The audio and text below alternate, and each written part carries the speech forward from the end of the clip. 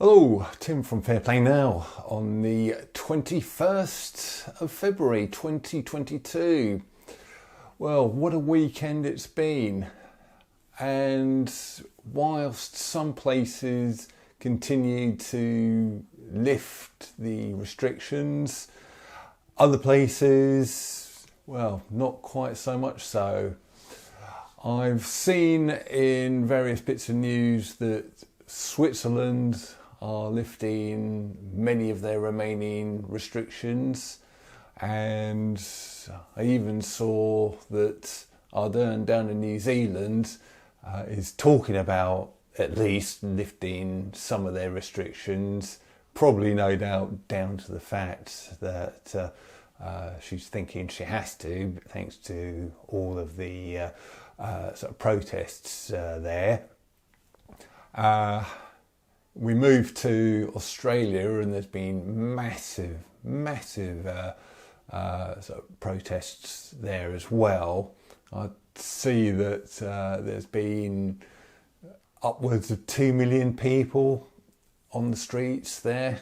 Again, that number is unconfirmed, but someone was saying that there's footage, drone footage, which kind of confirms that type of figure. So if that's true, that is a massive turnout, especially given the fact that Australia has got about half the population of the UK. So that would be like 4 million people sort of getting onto the streets of London.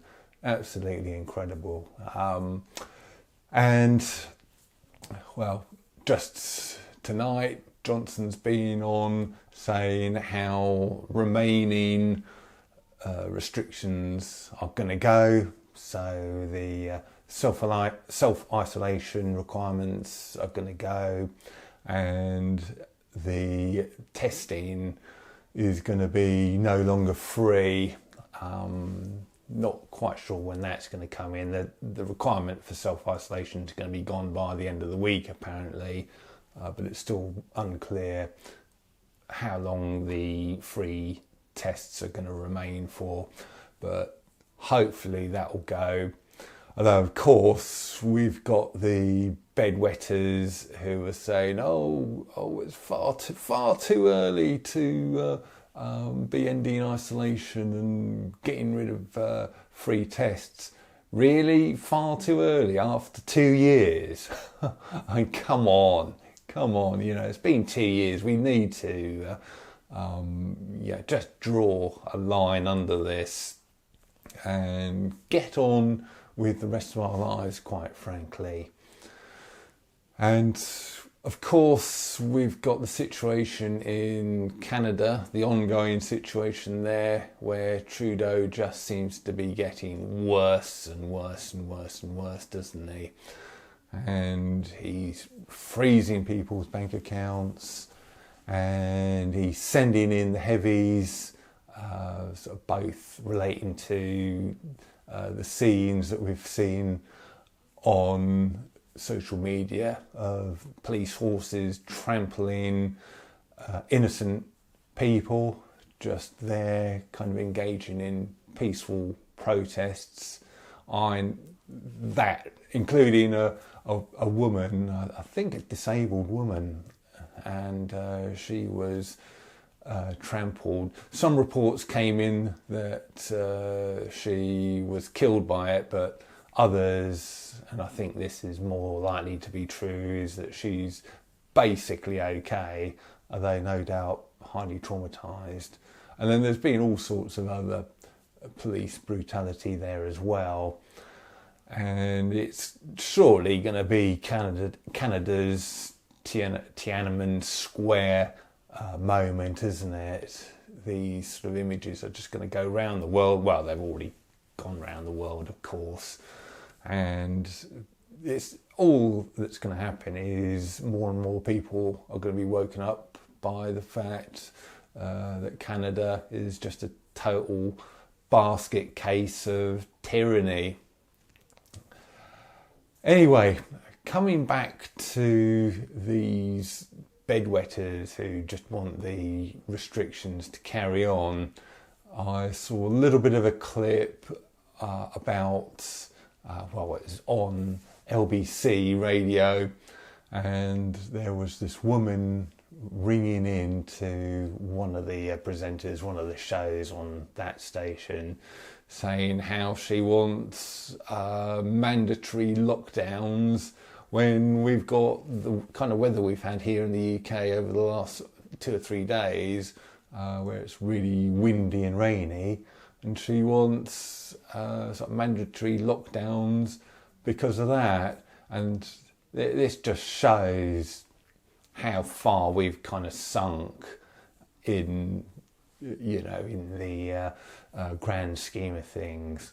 And I don't think even in the Second World War, during the Blitz in 1941 here, although it's highly recommended that you go down into air raid shelters, and you most certainly, or almost certainly, would have wanted to have done that yourself. It wasn't mandatory. If you wanted to sort of stay up on the streets and watch the bombs coming down, you were perfectly free to do that. So we've gone from that extreme to the extreme where these people want everybody locked down for the slightest thing, the slightest bit of knee sniffle that comes along, lockdown, the slightest bit of bad weather that comes along, lockdown, the slightest increase in CO2 emissions, probably these people would want lockdowns.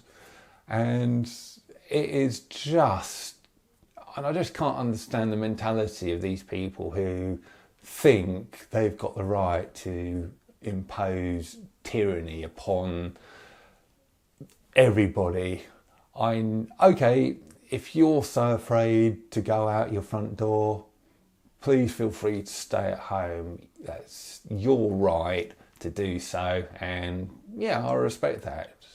If you really don't want to go out, you want to stay in, you want to stay safe, as that horrible expression goes, please feel free to stay indoors for the rest of your life, even if you want to. But don't expect me to do it. I know I'm quite prepared to just go out there and take my chances, take the risks, and that, I think, is healthy, because you need to sort of weigh up and balance risks and rewards and make your own personal decision, and then just go out and do what you need to do. And I want my freedom to be able to do that, and nobody has the right to sort of take that away from me. And I think this whole thing, this lurgy situation, has really brought out the inner fascist in so many people. I think you could, so much so that you could say that one of the lurgy's biggest symptoms is making so many people fascist, whether it's because they believe in people being locked down left, right and centre, whether it's people dobbing in their neighbours for breaking the silly lockdown rules, whether it's the police encouraging people to ring into hotlines to do the dobbing in, encouraging people to dob their neighbours in, whether it's the government imposing these restrictions, or whether it's these government advisors recommending these restrictions. It really does seem that everybody's inner fascist has been brought to the fore, and I really do think this 2-year period that we're hopefully emerging from will just go down, as far as so many people are concerned, as 2 years of utter shame. And I just hope people wake up in the coming months and years and just realise how sort of terrible they've been, and how quickly they've sort of descended into and accepted this sort of kind of fascist stuff. And I just hope they kind of wake up to it, because if they don't, there's not much hope for sort of them or anyone else really. So yeah, I just cannot believe that after all this time, after all this time, when these restrictions look like they're finally going to sort of go entirely, that you've still got these people who just want it to carry on.